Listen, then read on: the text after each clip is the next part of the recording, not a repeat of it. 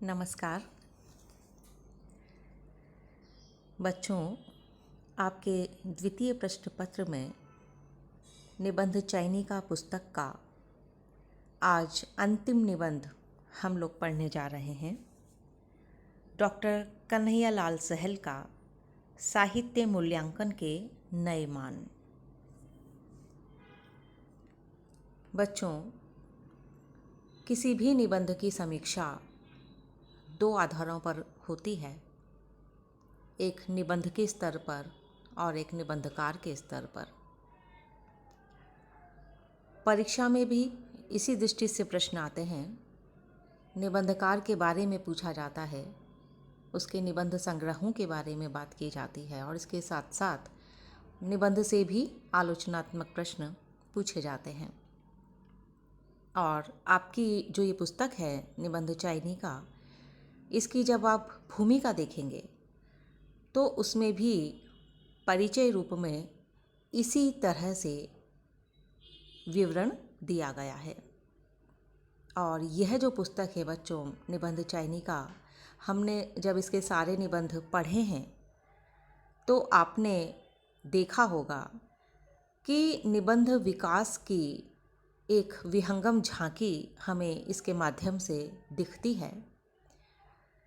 भारतेंदु युग से लेकर अद्यतन निबंधकारों के निबंध इस संग्रह में संकलित किए गए हैं, जिससे पाठक को ये पता लगे कि हिंदी निबंध किस तरह से किन किन सोपानों को पार कर आज तक की स्थिति को पहुंचा है, उसके विकास के चरण क्या हैं, किस तरह की शैलियाँ निबंधकारों ने प्रयुक्त की है। तो आज बच्चों अंतिम निबंध है इस संकलन का, और वो है राजस्थान से निबंधकार कन्हैयालाल सहल का। डॉक्टर कन्हैयालाल सहल हिंदी निबंध और उसके साथ साथ समालोचना साहित्य के भी बहुत ही प्रसिद्ध साहित्यकार रहे हैं। सहल जी ने साहित्य समीक्षा के क्षेत्र में भी पर्याप्त प्रसिद्धि अर्जित की है और इसके साथ ही साथ उनके निबंध भी बहुत प्रसिद्ध हुए हैं। इन्होंने ज़्यादातर विचारात्मक निबंध ही लिखे हैं। इनके प्रमुख जो निबंध संग्रह है बच्चों, उनके शीर्षक कुछ इस प्रकार हैं: समीक्षांजलि, आलोचना के पथ पर, समीक्षायन आदि। इनको आप याद अवश्य कर लें, क्योंकि यदि खंड अ में पूछा जाता है कि डॉक्टर कन्हैयालाल सहल के किन्हीं 2 या 3 निबंध संग्रहों के नाम लिखिए, तो आपको ये लिखना है।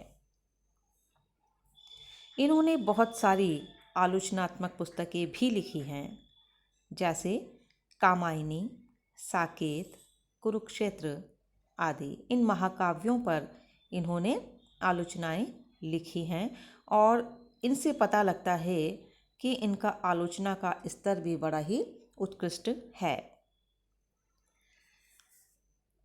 पिलानी राजस्थान से एक पत्रिका प्रकाशित होती है, मरु भारती, और इस पत्रिका में सहल जी के बहुत सारे विचारात्मक निबंध प्रकाशित हो चुके हैं।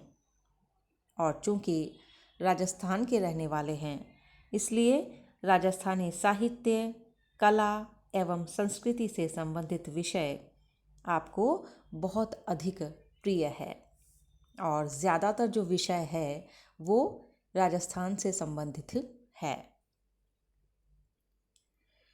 यह जो निबंध है बच्चों, साहित्य मूल्यांकन के नए मान, यह निबंध डॉक्टर कन्हैयालाल सहल की समीक्षा शैली का परिचय हमको अच्छे से देता है और इसके साथ ही साथ आधुनिक साहित्य के जो नए समीक्षा मानदंड हैं उनको भी रेखांकित करता है। इससे यह भी पता चलता है कि साहित्य की जो अद्यतन प्रवृत्तियां हैं उनकी गहन जानकारी सहल जी को है। उन्होंने इस बात पर जोर दिया है कि साहित्य के मूल्यांकन के लिए पारंपरिक मूल्य ही काफ़ी नहीं है, उसमें समय के अनुसार परिवर्तन अपेक्षित है। बच्चों, समय कभी रुकता नहीं और समय हमेशा परिवर्तनशील होता है। हम अपनी रोज़मर्रा की ज़िंदगी में भी देखते हैं कि समय के साथ साथ देखते ही देखते चीज़ें बहुत बदल जाती हैं।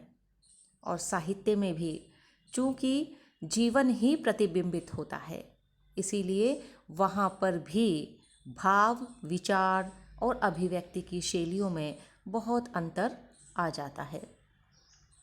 तो साहित्य की जब समीक्षा की जाती है, यानी जब उसके गुण और दोषों पर विचार किया जाता है, तो निश्चित रूप से समीक्षक को भी यह देखना पड़ेगा कि समय के साथ साथ उस समीक्षा में मानदंडों का परिवर्तन होना आवश्यक है, और जो मानदंड समीक्षा के पूर्व समय में प्रयुक्त किए गए वो आज की स्थितियों में, आज के समय में संभव नहीं है। इसीलिए एक अच्छे समीक्षक को साहित्य के नए मानदंड, समीक्षा मानदंड स्थापित करने चाहिए। इस बात को अपने इस निबंध के माध्यम से डॉक्टर कन्हैयालाल सहल ने अभिव्यक्त किया है, जो बहुत ही प्रासंगिक है और आज के संदर्भ में बहुत ही अनुकूल है। तो बच्चों, ये जो अंतिम निबंध है उस पर हम अपने अगले व्याख्यान में बात करेंगे। और आपको यदि कोई निबंध में अभी तक जो हमने पढ़े हैं उनमें किसी भी तरह की कोई परेशानी है, कुछ समझ में नहीं आ रहा है, तो आप अपने ग्रुप में प्रश्न पूछ सकते हैं। और यह जो अंतिम निबंध है उसके बारे में हम अपने अगले व्याख्यान में बात करेंगे। धन्यवाद।